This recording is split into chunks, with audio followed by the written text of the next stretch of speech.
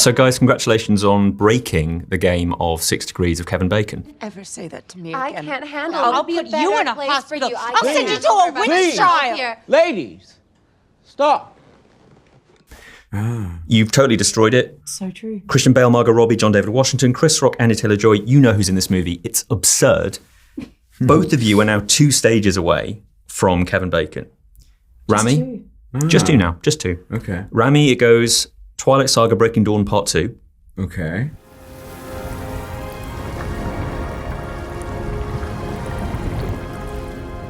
I'd like to hear about it. Rami loves it when people remind everyone that he's in that. Oh, it was a treat to do it. Then Frost Nixon with Michael Sheen, Kevin Bacon. I will ruin you if it takes the rest of my life. What have I done? Margot, you've got Peter Rabbit.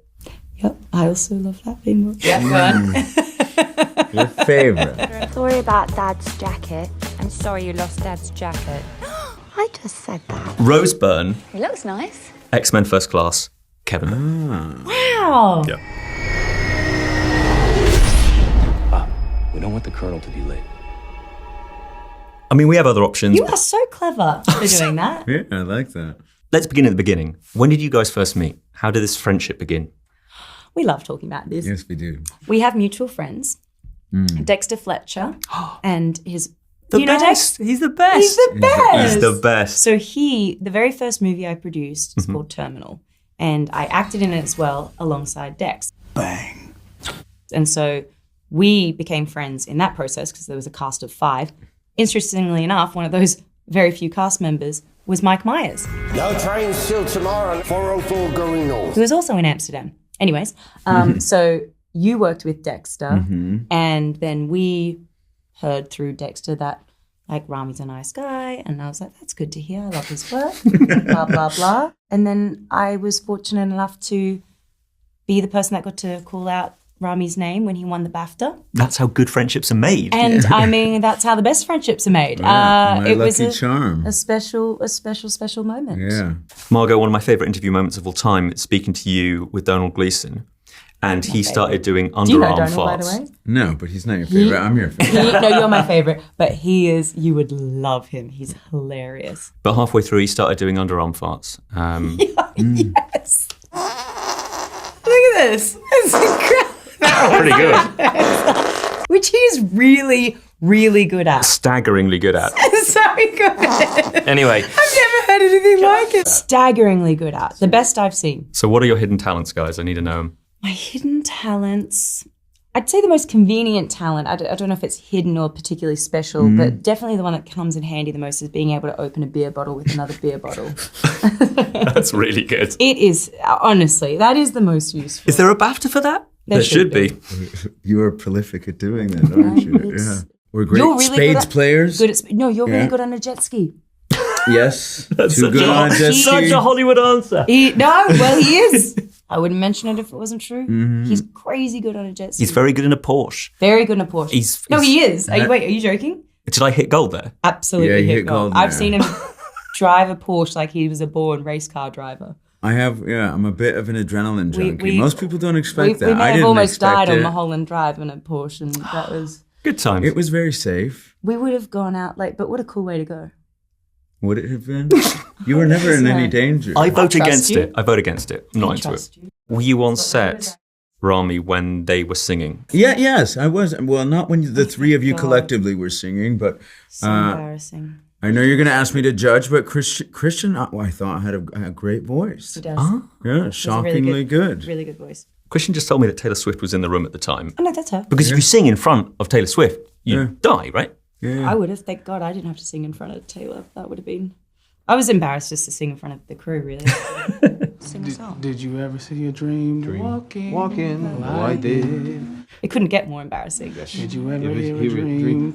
Right, and then I did. Oh, no, that's not it. Least of all pop stars, yeah. Least forget of about all. It's not supposed to be perfect. That's what Christian and David kept saying, and I was like, but I'm still embarrassed. Yeah. it. You have to allow me this, please. Yeah.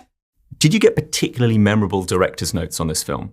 Because it's a 1930s kind of Nazi conspiracy it's like a perfectly unique film. Were there moments where you were getting notes from David going, well, I'll never hear that again? Every single time. I thought that. Also, half the time I didn't understand what he was saying because he wore, like you said, we shot this in 2021. He wore 2 masks, a face shield, his glasses that he wears, so they're fogged up so he can't see, Great. And a beekeeper's hat. It's so hard to understand him when he's yelling direction through. It was so muffled. He was in an Iron Man suit going, Literally, it was like, and you're like, What is it? Say, just give me that one. Say, what is it? Oh, what is it? What is it? We're gonna find out right now. I don't know what it is. That's why we're here to find out. Why the beekeeper's hat, by I the don't way? know. I couldn't get to the bottom of that. It wasn't. We went outside. We were inside. Memorable direction. I wouldn't say it was memorable because it was so funny. But he made me come in on it, when we were in post production to read like 40 pages of dialogue. I had no context, but if you don't get context, he's just like, "Come do this." So he's like, he handed me this thing. He's like, I just want you to read this. We're recording the audio. It's like, I might use it, to layer over whatever. I started, he's like, no, more calm, relaxed. And I was like, okay.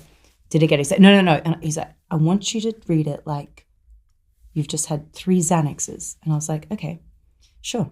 And I was like, that's going to take me about 8 hours because there is like so much, like 20 something pages here. And I was just like, I'll do it like that. And I was like, and in my head, I was like, it's going to be so boring. He's never going to want this in the movie. It's going to be so boring. So I did it. A couple minutes in, he's going like this. I can see in my periphery. He's literally He's like falling that. asleep. And I go, and I stop and I go, David, do you want me to give it a little more energy? And he's like, no, you're doing it perfectly. And I was like, literally putting him to sleep. And he's like doubling down on his direction. He's like, no, it's exactly what I wanted. And I was like, it's not what you wanted. You are bored by this. And so I did the whole thing until he was snoring. He was asleep and snoring. And I was like, David. And I was like, you are literally asleep. And he was like, no, I'm not. And I'm like, I could hear you snoring. He's like, I wasn't snoring. I wasn't asleep. And I was like, well, we have this recorded, so let's play it back and hear if you were snoring. And he was like, he refused to give in and say that he fell asleep, but he did. I love the idea that he goes, I really fancy a nap. Could we get Margot? Can we get Margot in? I felt like I was doing, that Calm app with the bedtime stories. It was right. I felt like I was doing that, honestly, yeah. Good luck topping that, by the way, Rami. I just had Christopher Nolan on Oppenheimer ask me to be more boring. Similar notes we're getting. Yeah. Are we just too exciting? Yeah, is that what's going We're just on? thrilling people too much? Dollar, Rami. Dollar. Can you make it boring, he said. We don't want the crowds or the audience enjoying this. It's called Oppenheimer. Come on. It's coming out same day as Barbie. Uh-oh. Did you know that? Yeah, you told me that. I'm really looking forward to that double bill, though. It's perfect. Oh, I'm going to go in. I'm going to go It out. is I'm the going to go perfect in. back double in. bill. Yeah, But yeah. which one's first? What do you see first? I think you've got to have your vegetables first. Then you get your dessert. And then you get your dessert. Ooh. So I'm going to go, obviously, to Assuming, Barbie first. Yeah. You could also eat dessert twice. The double Barbie. That's good promo. Double Barbie. Very nice. A phrase no one thought they'd ever say out loud. The Incredible. double Barbie. I'll take the double Barbie. I'll have a double thank you. Barbie, please. Yes, you're not the first person. Yes, fine. Absolutely no problem. An Aussie would say that. Yeah, Nice. exactly. Okay, I want to ask a couple of other classic me questions, but what mementos have you taken home? We've already talked about your Harley Quinn back. Harley Quinn stuff, but is there anything else that you've taken back? Because with this, there's just a whole ton of like props and the shrapnel alone. You're like, well, I'll have that. Actually, David did give me one of the pieces of shrapnel art. Did he? Anything else? Itonia ice skates I have because they were literally, like I bought them, trained in them, then ended up wearing them in the movie. And then afterwards I was kind of like, also I'm a producer, so I'm the one that needs to archive all this stuff anyway. So It'd be a bit weird if you couldn't keep them. yeah. They're ours now. Yeah, there has. Great answer.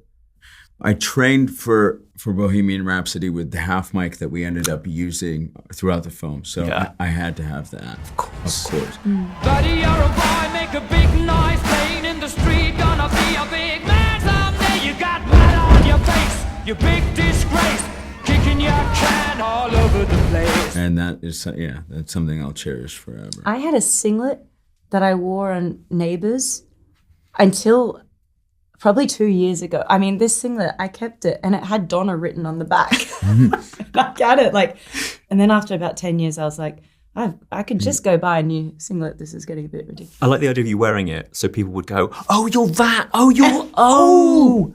I knew from I somewhere. knew you, yes. It had donut on the inside, by the way. I didn't walk around with donut. I believe you. I believe you.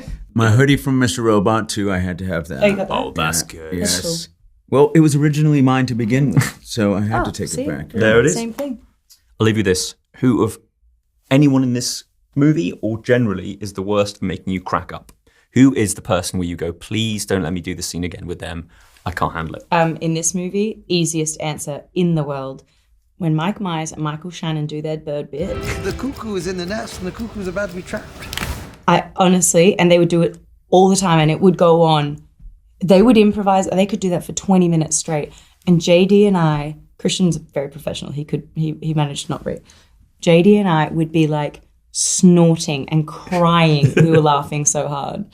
The water in his face was enough for me. Oh, Bounder, you cheat! You disgust me! History will redeem me, like hell it will. Rami, who gets you going? Look, on Bohemian, it was Mike Myers. That guy. He had us in stitches the whole time. Scaramouche, Galileo, and all that Ismiller business. Ishmiller? Bismillah.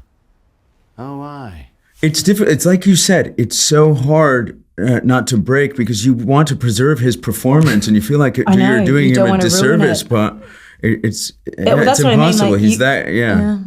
And it's different every time, you know. There's a reason you get Mike Myers. And actually recently... To entertain the cast. Yes. And he does, in between takes, everything. He's just... I would say Ryan Gosling's also my guy. I was literally about to say, I've ruined half his takes on Barbie because I couldn't... Really? I mean, like, I couldn't not break. He is secretly hysterical. The most comedic actor I've ever worked with. So dry, so funny. So funny.